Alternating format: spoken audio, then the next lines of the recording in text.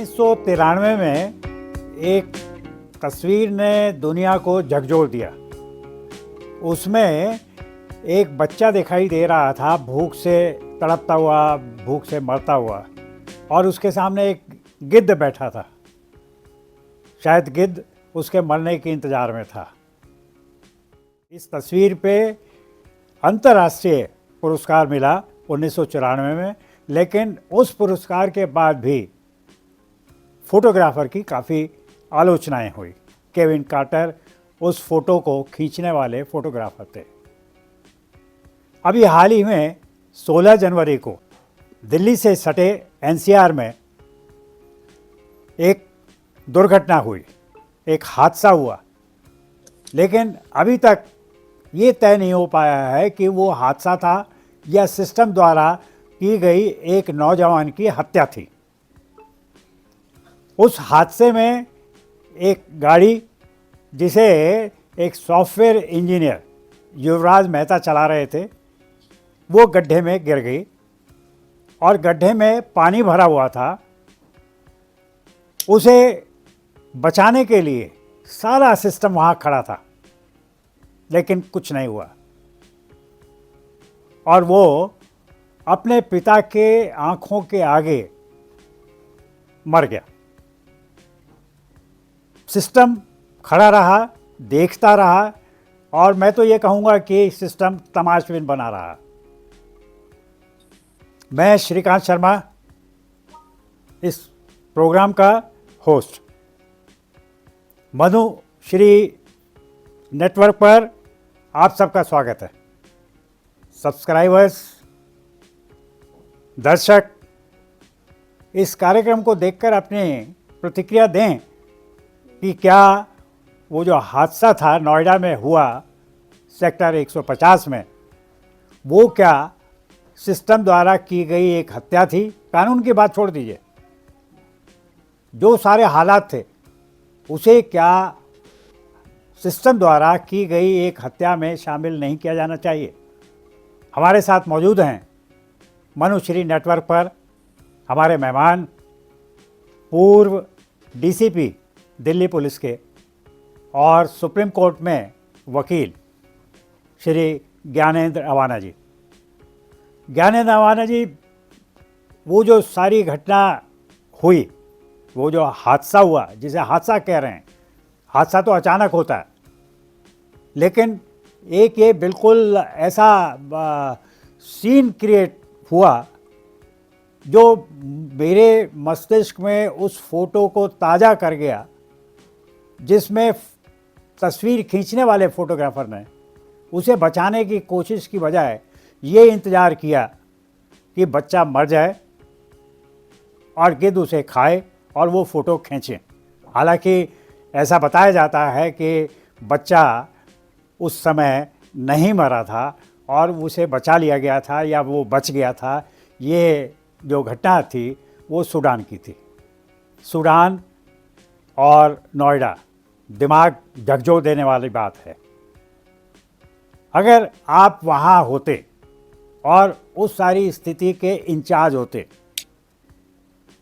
या हम इस प्रश्न को ऐसा भी कह सकते हैं, क्या एक लंबा जीवन दिल्ली पुलिस में एक जिम्मेदार अधिकारी के रूप में, डीसीपी के रूप में आप रहे, क्या आपके जीवन में भी कुछ इस प्रकार की घटनाएं आई जिसमें आपने उन इस तरह के हादसों को देखा? ज्ञानेंद्र जी, कृपया बताएं कि आप वहाँ होते तो आप सबसे पहला काम क्या करते? जी सर।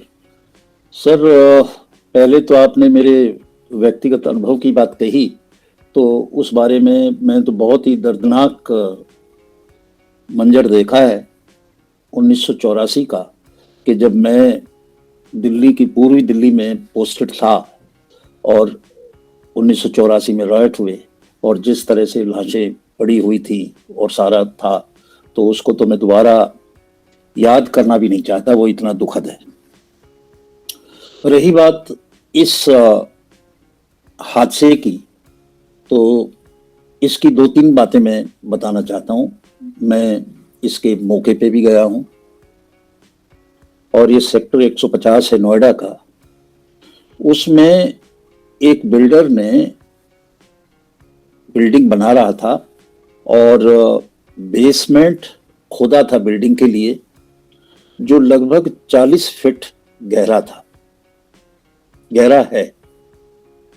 और उसमें एक नाले का काम बंद हो गया किन्हीं कारणों से, एडमिनिस्ट्रेटिव जो भी उनके कारण रहे होंगे, और वो काफी दिनों से ऐसे ही पड़ा हुआ था। और उसमें एक साथ में जो नाला था उसकी पानी जो है उसमें आ गया था, तो उसमें पानी भर गया था और उस बेसमेंट में जो खुदा हुआ था सरिये खड़े थे, जो उसके कॉलम के सरिये थे जो ऊपर तक थे, और कुछ पानी में डूबे हुए भी हैं। तो इसमें रात को लगभग 12 बजे गुड़गांव से युवराज मेहता जो इंजीनियर थे, वो अपनी गाड़ी में अपने घर आ रहे थे। ये जो पॉइंट है ये टी पॉइंट है, और उस टी पॉइंट में जो रात में आपने देखा काफी धुंध थी उन दिनों, 16 तारीख के आसपास, वो उसे देख नहीं पाए और प्रोटेक्शन इतना था नहीं, और वो गाड़ी उसमें जंप कर गई। जो गड्ढा था बेसमेंट का खुदा हुआ, उन्होंने बड़ा शक्ति दिखाई और बड़ी दिमाग का उन्होंने वो रखा, और वो गाड़ी से बाहर आ गए। गाड़ी से बाहर आने के बाद उन्होंने अपने पिताजी को टेलीफोन किया। उनके पिताजी बैंक में SBI के रिटायर्ड अधिकारी हैं।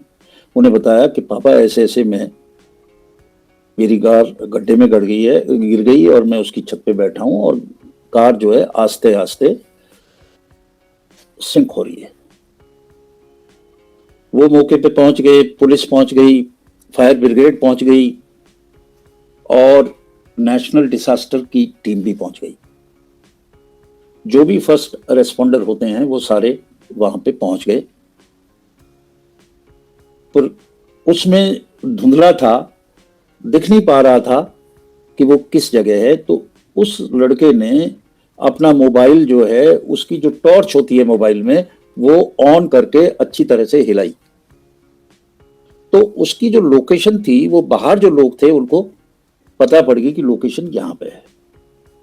तो जो 2 हर्डल बताई लोगों ने, वहां पे एक हर्डल थी कि कोई उसमें 40 फीट पे अगर जंप करे तो नीचे सरिये खड़े हुए हैं, उनसे कोई दुर्घटना हो सकती है।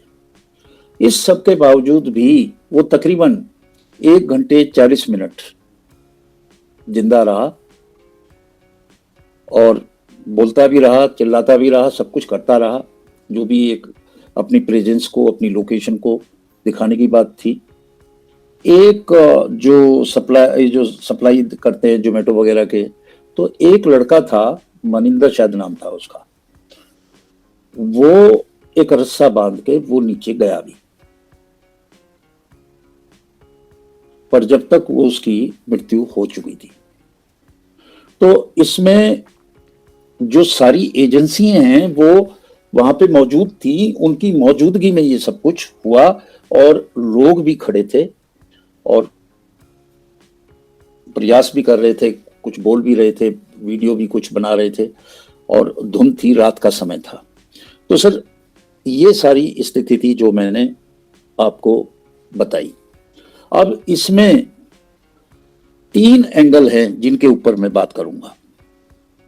पहली बात मैं करता हूं कि धुंध है या कुछ भी है, जब आप एक रोड के इतने नजदीक टी पॉइंट पे एक गड्ढा खोदते हैं तो उसकी प्रोटेक्शन क्या है।